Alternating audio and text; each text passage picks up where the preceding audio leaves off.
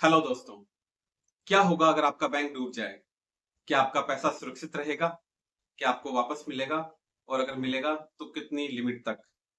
अगर इस लिमिट से ज्यादा पैसा अगर आप अपने बैंक अकाउंट में रखते हैं तो उसे कैसे सुरक्षित रखें?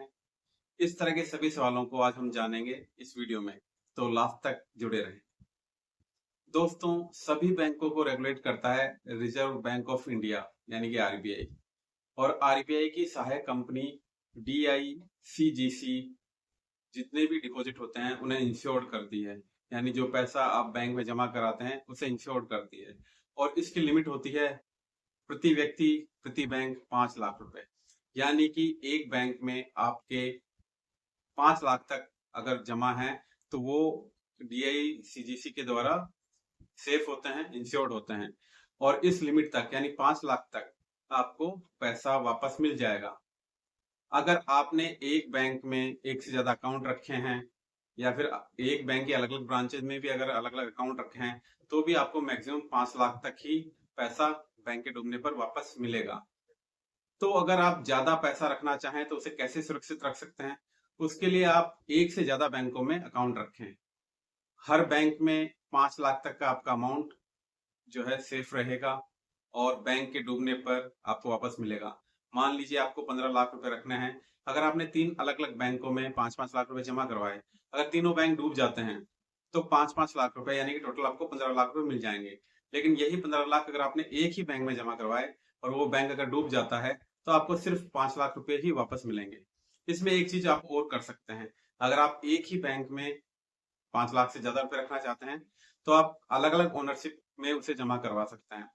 अलग अलग ओनरशिप से मतलब है, जैसे मान लीजिए अगर आपके पास 15 लाख रुपए हैं, आपको एक ही बैंक में जमा करवाने हैं।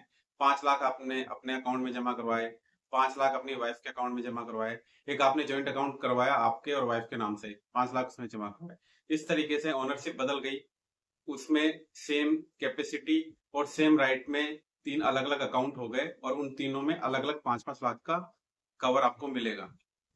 तो इसलिए हमेशा ध्यान रखें, किसी सेम बैंक अकाउंट में 5 लाख से ज्यादा रखते हैं या सिर्फ एक ही बैंक में अलग अलग अकाउंट में 5 लाख से ज्यादा रखते हैं तो वो पैसा आपका इंश्योर्ड नहीं है। और अगर बैंक डूबता है तो वो पैसा भी डूब सकता है। सबसे पहले तो आप कोशिश करिए कि आप किसी सुरक्षित बैंक के अंदर ही अपना पैसा जमा कराएं।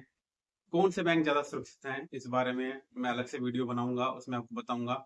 लेकिन अगर बात करें जो देश के सबसे सुरक्षित बैंक की अगर हम बात करें तो वो है एसबीआई, एचडीएफसी, आईसीआईसी बैंक। इसके अलावा अदर बैंक भी सुरक्षित हैं, डरने की कोई बात नहीं है। लेकिन अलग अलग बैंक अलग अलग रेट ऑफ इंटरेस्ट देते हैं क्योंकि उनमें अलग अलग रिस्क है। कोऑपरेटिव बैंक या ग्रामीण बैंक या स्मॉल फाइनेंस बैंक जो है वो बड़े बैंकों के कंपैरिजन में कम सुरक्षित होते हैं। लेकिन वहां भी 5 लाख तक की ये सुरक्षा आपको मिलती है। पर ध्यान आपको ये रखना है कि 5 लाख से ऊपर अमाउंट सेम अकाउंट में ना रखें, एक ही बैंक के अलग अलग अकाउंट में भी ना रखें।